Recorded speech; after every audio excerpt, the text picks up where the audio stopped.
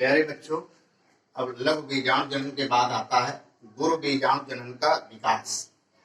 अब गुरु बीजाणु जनन का जो विकास होता है वो मादा जनन भाग, पुष्प का मादा जनन भाग कहलाता है। स्त्री केसर जायांग।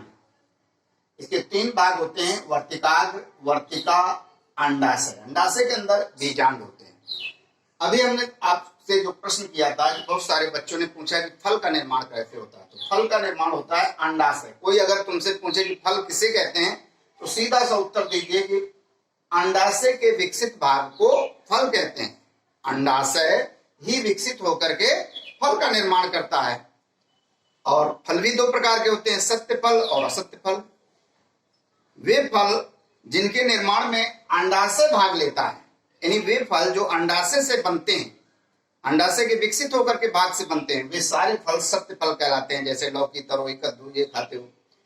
और अंडाशय के अतिरिक्त अगर पुष्पासन जिस पर बैठा होता है थैलेमस भाग, ये विकसित होकर के फल का निर्माण कर ले तो वे फल कहलाते हैं असत्य फल। असत्य फल होते हैं जैसे सेव है, नाशपाती, इनमें पुष्पासन, मांसल पुष्पासन भाग खाया जाता है। ध्यान रखिए, बहुत बार इम्तिहान में पूछा गया कि असत्य फल का उदाहरण दीजिए, तो सेव है, सेव में खाया जाने वाला भाग मांसल पुष्पासन भाग, ठीक है, इतना भाग।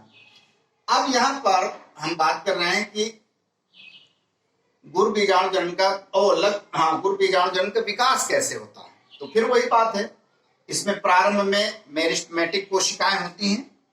जैसा कि हमने बताया कि ये कोशिकाएं जो मेरिस्टेमेटिक सेल होती हैं, इनमें विभाजन की अपार क्षमता होती है, बहुत तेजी से विकसित होती है। इन्हीं में से एक सेल जो विकसित होकर के बड़ी हो जाती है उसे हम कहते हैं प्राइमरी आर्चिस्पोरियल सेल। यही आर्चिस्पोरियल सेल आगे चल करके 2 भागों में बढ़ जाती है, प्राइमरी पैराइटल सेल और प्राइमरी स्पोरोजीनियस सेल। अब प्राइमरी पैराइटल सेल आवरण का निर्माण करती है, आगे बताएंगे, जबकि प्राइमरी स्पोरोजीनियस सेल बनाती है मेगा स्पोर मदर सेल। यहां पर गुणसूत्र की संख्या 2x होती है। अब इसी मेगा स्पोर मदर सेल का होता है अर्धसूत्री कोशा विभाजन। यहां पर हम रिडक्शन डिवीजन लिख देते हैं, अर्धसूत्री कोशा विभाजन। तो ध्यान रखिए कि यही मेगा स्पोर मदर सेल आगे चल करके 4 भागों में बढ़ जाती है, linear, tetrad, 4 megaspore mother cell भी कहते हैं, या लाइनर, टेट्राड, आप मेगा स्पोर सेल कहते हैं, दोनों कह सकते हैं। 4 भागों में बढ़ गई। अब इनमें ध्यान रखिए कि प्रत्येक में गुणसूत्र X होता है।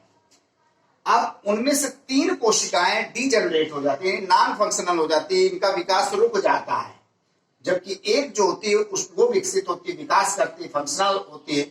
वही एक जिसमें गुणसूत्र के उसका केंद्रक 2 भागों में, 4 भागों में, 8 भागों में बढ़ जाता है। इनमें से 3 कोशिकाएं ऊपर की ओर चली जाती हैं, 3 नीचे की ओर ध्रुवों में चली जाती हैं। ये 3 ऊपर की कोशिकाएं कहलाती हैं एंटीपोडल सेल। ध्यान रखो, एंटीपोडल सेल। 3 में जो नीचे की ओर आती है ये 2 कहलाती हैं सिनरगाइड, और उनमें से एक कोशिका कहलाती है इग सेल। और 2 कोशिकाएं आपस में बीच में फ्यूज करती हैं, इनको कहते हैं पोलर न्यूक्लियाई। यही पोलर न्यूक्लियाई आगे चल करके दोनों कोशिकाओं का जो केंद्रक है वो जुड़ जाता है, उसे कहते हैं सेकेंडरी न्यूक्लियस। द्वितीयक केंद्रक, इसमें गुणसूत्र ध्यान रखो 2x होता है, कई बार पूछा गया अगला, ये भी आगे हम बताएंगे जब द्वितीयक दोहरा निषेचन बताएंगे उसमें आएगा। तो इनमें प्रत्येक में गुणसूत्र की संख्या x होती है। यहाँ पर जो विभाजन हुआ वो सूत्री कोशा विभाजन हुआ, यहाँ पर जो कोशा विभाजन हुआ अर्धसूत्री कोशा विभाजन। यहाँ पर विभाजन सूत्री कोशा विभाजन। सूत्री में 1 से 2, 2 से 4, 4 से जस्ट डबल बनती है, और अर्धसूत्री में 1 से 4 बनती है। सूत्री कोशा विभाजन में गुणसूत्र की संख्या में कोई अंतर नहीं आता। अब जो हमने तुमको बताया था पैराइटल सेल, ये पैराइटल सेल आवरण का निर्माण करती हैं। देखिए चैलेजा है, न्यूक्लियस है, एम्ब्रियोसैक है, ये सब निर्माण करने के लिए प्राइमरी पैराइटल सेल है।